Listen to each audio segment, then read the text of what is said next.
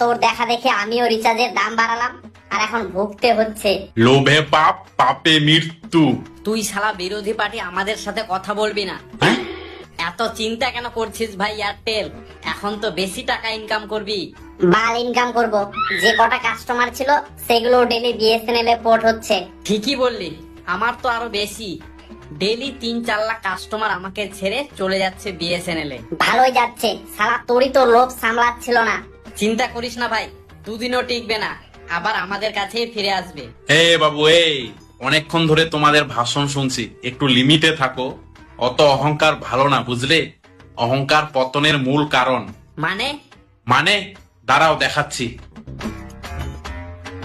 ও দাদা, কোথায় যাচ্ছ? আরে জিও থেকে বিএসএনএল এ পোর্ট করতে যাচ্ছি। নাচে নাচে কে হারে গুইয়া সঙ্গে জোড়া